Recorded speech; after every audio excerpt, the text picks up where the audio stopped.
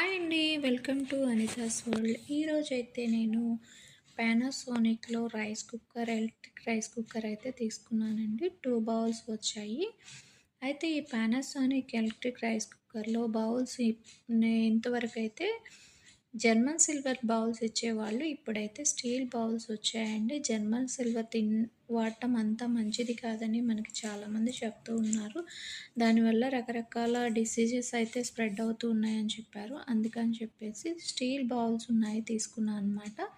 Steel bowl కూడా చాలా వెయిట్‌గా 3 లేయర్ కోటింగ్‌తో వచ్చింది. అయితే చాలా బరువుగా కూడా ఉందండి బౌలు. ఇక్కడ మనకి 2 బౌల్స్, 1 కుక్కర్ ఇచ్చారనమాట. ఈ 2 బౌల్స్, 1 కుక్కర్ ప్రైస్ వచ్చేసి నాకు దగ్గరగా 4000 వరకు పడింది. అయితే ఇక్కడ ఈ రైస్ కుక్కర్‌ని ఎలా ఉంది అనేది ఒకసారి చెక్ చేసి చూపిస్తున్నారు. మనకు అన్నీ పర్ఫెక్ట్‌గా ఉన్నాయా లేదా అనేది చూపిస్తున్నారనమాట ఇక్కడ సేల్స్ గర్ల్. మనం ఏదైనా వస్తువు కొనేటప్పుడు ఒక్కసారి అక్కడే చెక్ చేసుకొని తీసుకోవడం అనేది చాలా మంచి అలవాటు. మనకి డబ్బులేమి ఊరికే రావు కదండీ! మనం కష్టపడి సంపాదించే ప్రతి ఒక్క రూపాయి కూడా ఎక్కడ వేస్ట్ అవ్వకుండా మనకి పర్ఫెక్ట్‌గా యూజ్ అయితేనే మన ఫ్యామిలీ చాలా బావుంటుంది. ఇక మనం తీసుకున్న ఈ రైస్ కుక్కర్‌ని ఒకసారి మనకి చెక్ చేసి చూపిస్తున్నారు. కుక్కర్ అయితే బావుంది.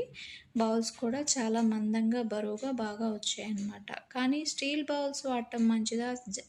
జర్మన్ సిల్వర్ బౌల్స్ వాడటం మంచిదా? ఏది మంచిదో కామెంట్ చేయండి. ఈ వీడియో నచ్చితే లైక్ చేసి, షేర్ చేసి, సబ్స్క్రైబ్ చేసుకోండి. ఈ కుక్కర్ ప్రైస్ వచ్చి 4000 పడింది. Thanks for watching.